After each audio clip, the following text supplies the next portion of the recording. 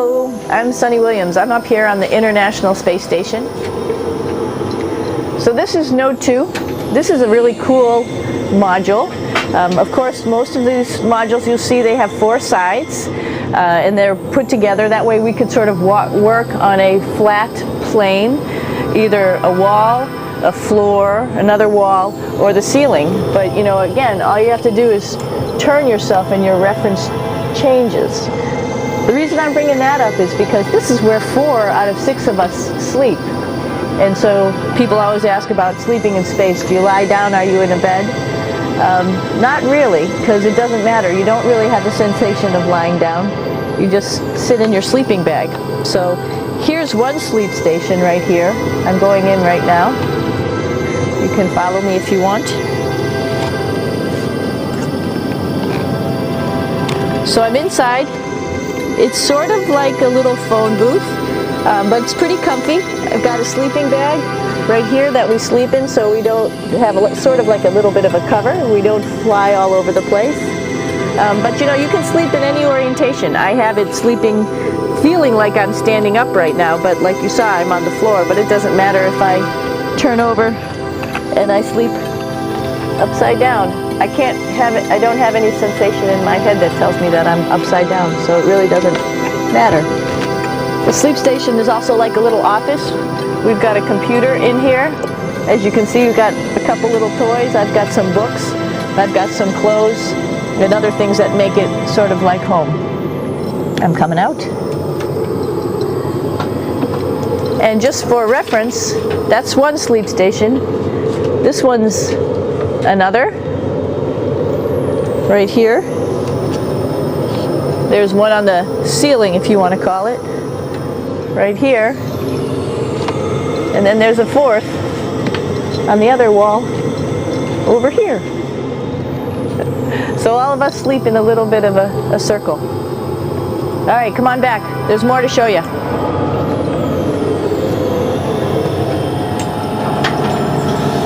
I know that there's some questions about how to use the bathroom and how do you actually live in space like normal, like at home. I mentioned real quickly about getting up in the morning and brushing your teeth and washing your face. Well, how do you do that? Well, here is the bathroom essentially. You get up in the morning and we have a little kit and it has all the essential things that you need, like your toothbrush and toothpaste and brush. See how much better the brush makes my hair look? I'm just joking. It still stands up straight. It doesn't matter where you are. It's always going to stand up straight while you're up in space. A lot of people ask about toothbrush and toothpaste. So, luckily enough, toothpaste, you can do it upside right this way, is sticky, and so it sticks to your toothbrush. No problem. Another cool thing is that water sticks to your toothbrush too. You can see it. I'll have some water come out. The water is pretty neat up in space. It'll stick to your toothbrush and it will make a big bubble. And that's just by surface tension. And then you can drink it. So a lot of people ask about what do you do with the toothpaste after you brush your teeth.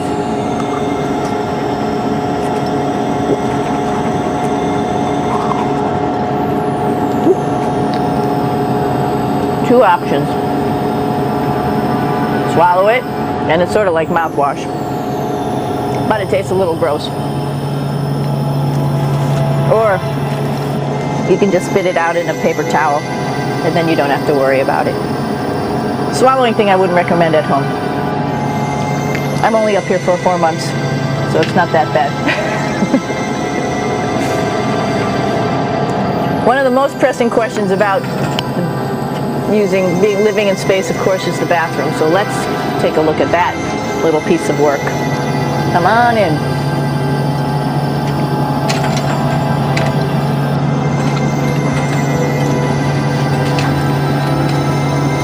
Here we are at the throne. This is awesome. You might see the little You might have noticed a little moon on the outside. This is our orbital outhouse right here.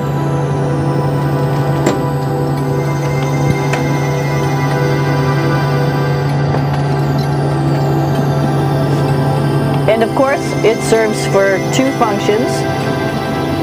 Number 2, right here. I'll show you. But you see it's pretty small, so you have to have pretty good aim, and you be ready to make sure things get let go the right direction. And it smells a little bit, so I'm closing it up. And that's of course for number 2.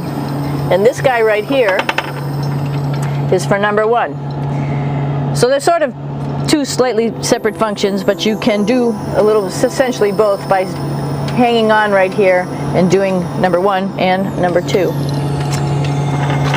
I might add it's color coded so you really don't get it mixed up, which is nice. This is yellows for number 1.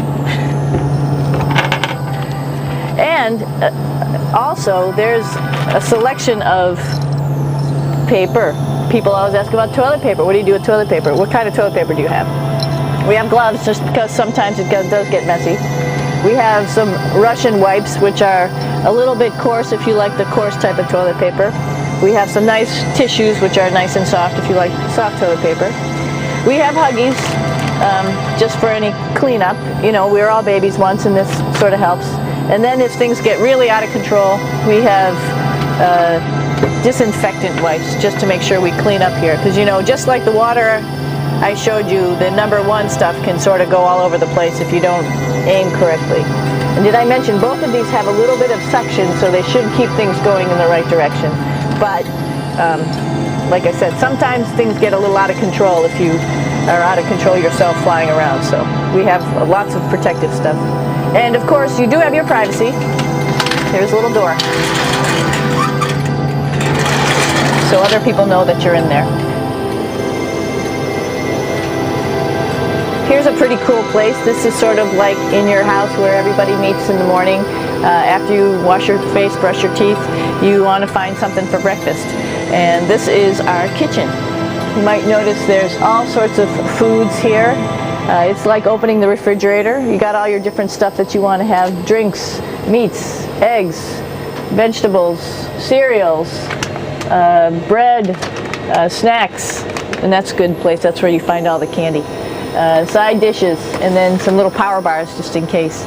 So we have all this type of food. Some of it is dehydrated, and so we have to hydrate it, fill it up with water. Some of it is already made, and then all we have to do is heat it up. So something like this, I'm pulling out barbecued beef brisket. Pretty yummy. Not only is this food made in the US, but we also have food here from Japan. We've got Russian food. As you can see, all these red containers are filled with food that's from Russia. And then we get some of our specialty stuff, some things that we like, some of our favorite stuff that your family can send up. In fact, I like fluffernutters, and so I got sent up some fluff so I could make my fluffernutter with peanut butter. So you have a lot of food up here, no problems. Now, I'm going to say where we are. So right now, we're in the Japanese laboratory. It's one laboratory out of many here on the International Space Station. It's actually on the left-hand side. If I was International Space Station and I was flying through space like this, my left hand would be where the Japanese laboratory is.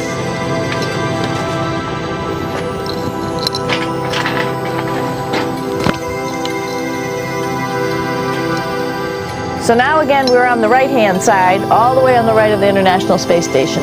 This is Columbus, the European module. It has science experiments all over. You can see it looks a little bit crowded. And here we do a lot of our medical experiments.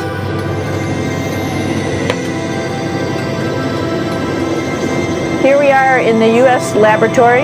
Again, this is a laboratory with science experiments on all of the walls here, all sorts of stuff that we do. And one of the things we also do is we exercise. We have some exercise equipment on board the space station. We need to do that because we lose bone density and muscle mass while we're up here, and that's a result of not having to fight against gravity. So how we keep ourselves in shape are with a bike, a treadmill, and a weightlifting machine. This is the bike. You notice the clip pedals. So all you need to do is actually clip your feet in, and then you can start pedaling. You don't need a seat because you don't sit down. Actually, I haven't sat down for 6 months now, so you don't need any type of seat. Just make sure you're held in with your pedals. You probably see that the bike bounces around a little bit. As I move it, it's not steady and held to the wall firmly. And the reason for that is the space station is pretty big. You saw that there's also solar arrays on the space station. If we start putting any forces into the space station, it's going to make those solar arrays bounce around a little bit. So to prevent that, the machines bounce around a little bit, move around a little bit, and that way we don't put any forces onto the structure of the spacecraft out to the solar arrays. All right, a little farther on. Come on.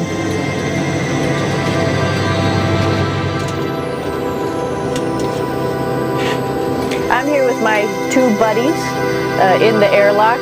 Actually, these are two spacesuits that are ready, primed up to go outside, as we call it, to go do a spacewalk in case we have to do anything outside. Some of the things we do outside are just like inside, repairs. We have a lot of electrical boxes and machinery and solar arrays, in fact, that I talked about earlier, that are outside, and sometimes they don't work quite right. Remember, space is really cold and really hot, and it's also the vacuum of space with no pressure, and so some of the equipment doesn't work well all the time. So we might have to go out and do a spacewalk. Right behind me is actually the hatch that you go out into space, and right now we have it filled up with a couple other spacesuits because we've got 4 of them up here and some of our tools. But right behind here is the hatch in which you actually go right outside into the vacuum of space. The spacesuit is pretty big, as you can see. It's like being a football player. Part of the reason it's so big and bulky is because of this backside, this backpack. It's like going on a hike with a backpack, but the backpack and the suit weighs about 300 pounds. Luckily in space, nothing really weighs anything, so you don't feel that it's so heavy. But we need to have such a big suit because that guy back there is essentially the heart of the spacecraft. I call this actually a spacecraft. It has all the oxygen for you, it has all the carbon dioxide removal system for you. It also has a heating and cooling system to make sure to regulate our body temperatures while we're outside. It also has a computer, so it tells you on a display here if there's anything that is going wrong with the suit, if we're running out of oxygen, if we have too much carbon dioxide, or any type of electrical problem. So it's a pretty awesome little spacecraft, and actually got to go out, use my little spacecraft a couple times, and it worked like a charm. Lucky that it works very nice. You might want to see what the helmet looks like. It's pretty cool too, because we don't usually go out like this, so you usually can see when the helmet's open. So you can see what it looks like inside. Somebody's little head would be inside of here. So you can see, you can turn your head all the way around while you're inside of there, but the helmet stays still, so that's determines how far you could see. And it's usually pretty sunny out there, so we have to wear our sunglasses, and this is our sunglasses right here, which make you look pretty cool.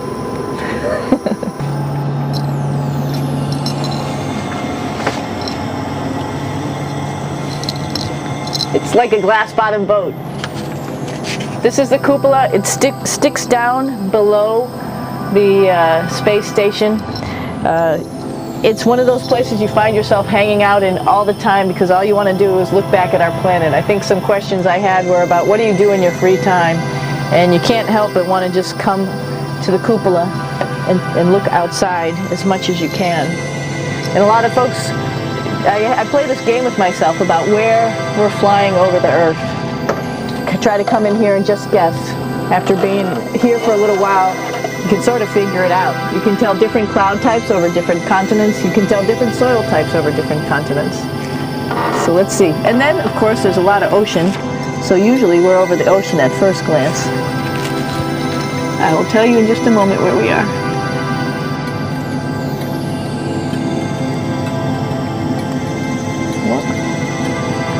There we go.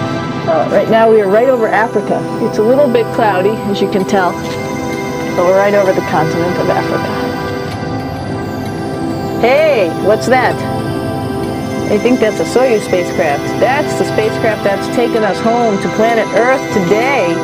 Oh my gosh. We might have to go take a look at that. That's pretty cool. It's a little bit smaller than the rest of the spacecraft, the space station, so you'll see if we go there, it'll be a little bit more crammed. But we're going, you can look all the way back to the back of the spacecraft, which is where the Russian segment is, and then you could look all the way forward to the front of the spacecraft, where the Japanese laboratory, the European laboratory, and the American laboratory are. And then back to the solar arrays where we started in this morning when we were looking out the Japanese window.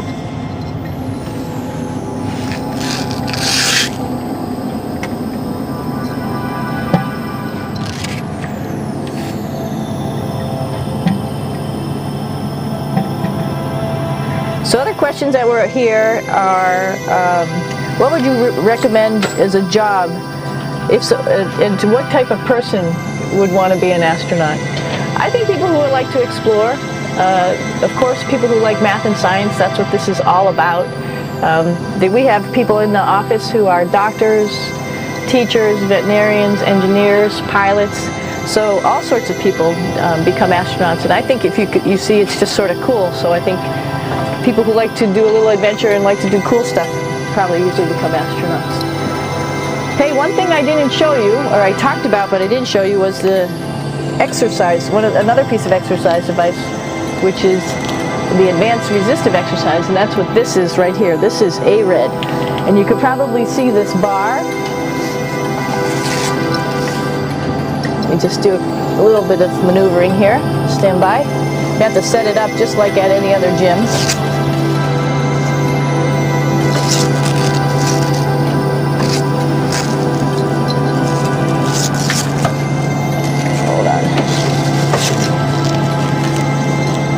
Show you how this works.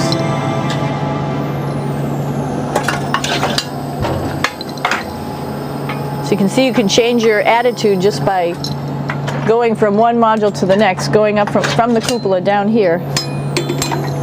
This is what we call the ARED, and with this you can lift weights based on vacuum in these cylinders, just like you do at home at a gym. For example, if I wanted to do a squat, I could do it like this. Oops. I should need some weight on this thing. I'm not lifting with anything, so it's too easy. One of the cool things you could do things that you can't do at home. For example, single leg squats with just one leg, because the other leg, you won't fall over. So all sorts of stuff. You can also do bench press. We have a bench that we could add on here, so you can work on your beach muscles.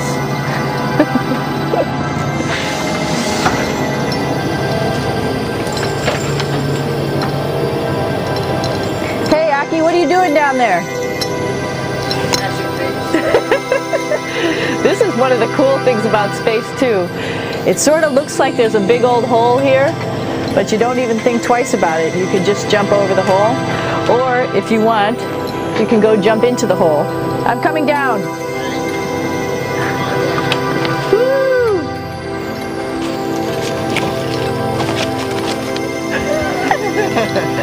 Then you can come right back up again, like Superman. Woo!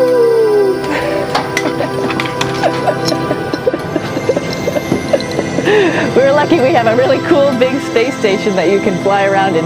That's actually called the PMM. You might have saw it out the window. It's a big silver canister.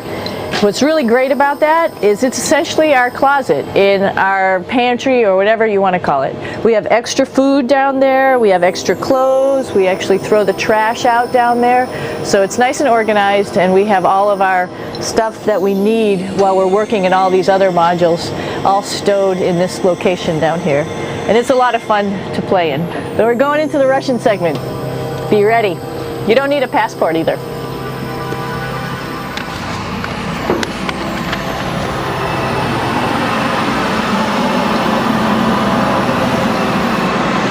It goes a lot farther back than this. We'll go take a trip and say hello to the boys down there in just a minute. Well, let's do that first, actually, and then we'll go down to the Soyuz at the very end. This is Yevgeny. Hi. Doing a little tour.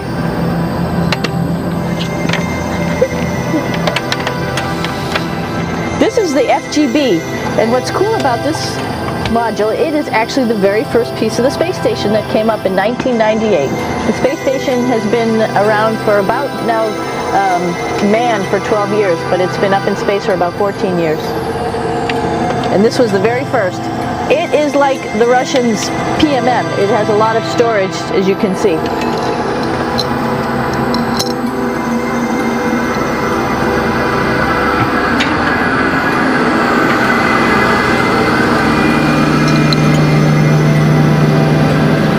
Можно? Снимаем. Чуть-чуть. So here we are in the heart of the space station, really. This is the service module. This is the central post. In case we had any problems, I know a couple of the questions were about what type of things do you have to worry about. And some of the things we have to worry about in space are fire. If we had a fire, if we had a depressurization, like we were hit by a micrometeorite and it made a hole, or if we had some type of toxic atmosphere. We use ammonia for our radiator, so there is a possibility that ammonia could come into the vehicle, and then it would be bad for all of us.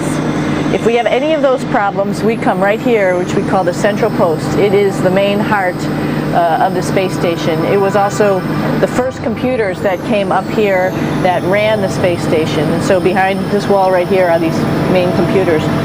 So we gather here as a group of 3 or 6 and then figure out how we're going to either fight the fire, patch the hole, or solve the toxic spill. And what's cool about this module, of course, it's the central post. It also has great windows right down toward Earth.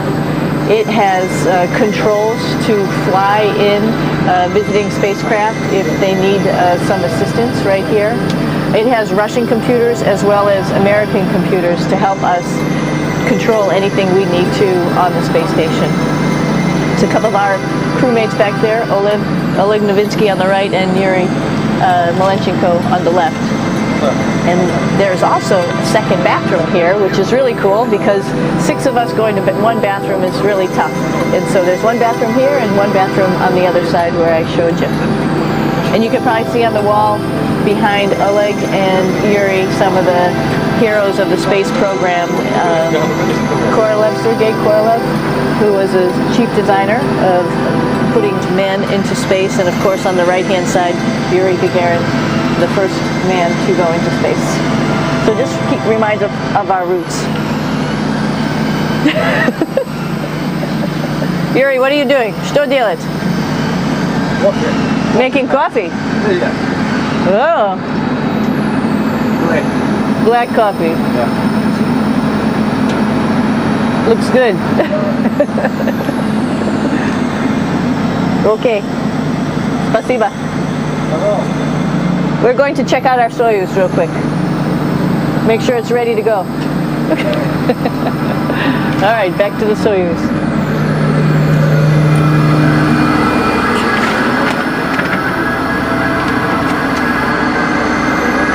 I'm going to stop here just for a quick second.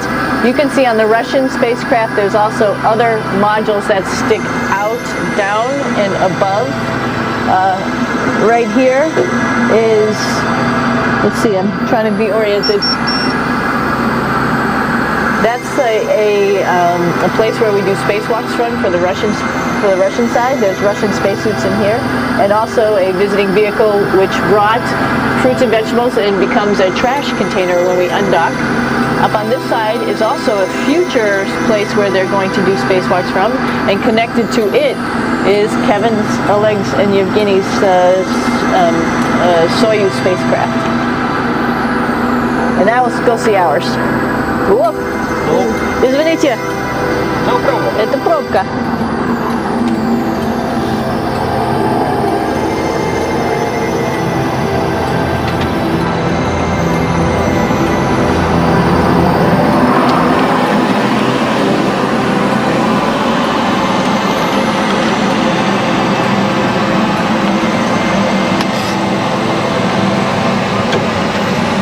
Coming down.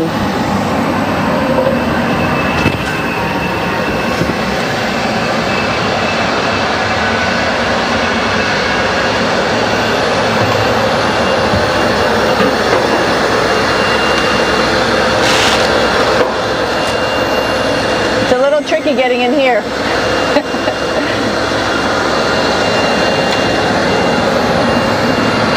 This is the docking probe right here, this big thing. This helps us connect to the spacecraft. This probe actually sticks into this cone, and that's how the spacecraft, our Soyuz, becomes connected to the ISS initially.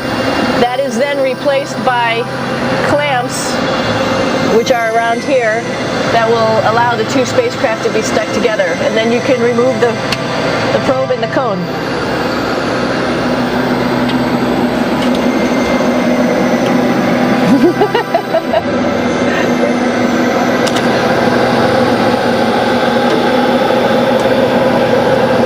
You okay?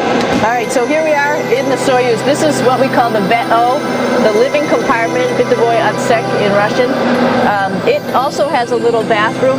It's not as good as the other bathrooms, so we try not to use it too much. It has drinking water in it if we need something to drink. And then, of course, it's filled up with a lot of cargo for us. Bringing up and also bringing back down. It has a second purpose when it comes back to Earth. It serves as a garbage container. During the descent, we'll get rid of this area right here, and everything that's in it will just burn up as it's coming into the atmosphere, so that way we can get rid of a little bit of trash.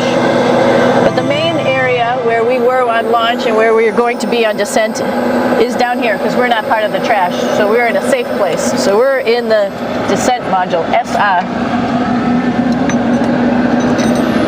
It's a little small, but you can get in.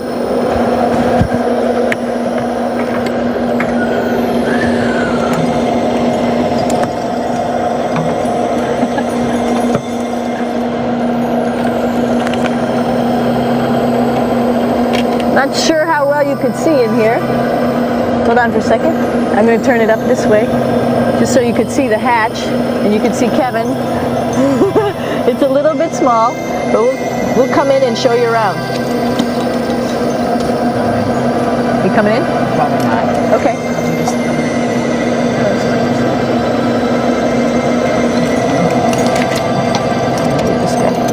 Got to move a couple things. We were just starting to get ready. We're preparing a couple days ago for our ride home. It's a little bit squishy, but everybody asks, how do you sit in the Soyuz? And you sort of sit in your seat like this. The seat is molded to your body, and so you can just sort of squish in here and be pretty relaxed. Everybody has a handmade seat for them. And then, of course, there's a control panel, and that's where we do most of our actions and work right here. There's hand controllers which you can fly the vehicle with, and there's a stick right here primarily used for communications when we're trying to talk to the ground. So 3 of us fit in here. Like I said, it's a little squishy, but somehow it seems like we all managed to get in here and fit pretty well, and it's a pretty safe ride home. You're probably wondering, what's all this junk behind us? Well, it's all of our parachute, first of all, and then it's all of our survival gear, just in case we end up landing in some strange place on the planet and nobody's there to rescue us right away. We have all sorts of survival gear with us, keeping us safe in here. So they've pretty much thought of everything. And we'll be home on the planet within the next 12 hours. Pretty shocking.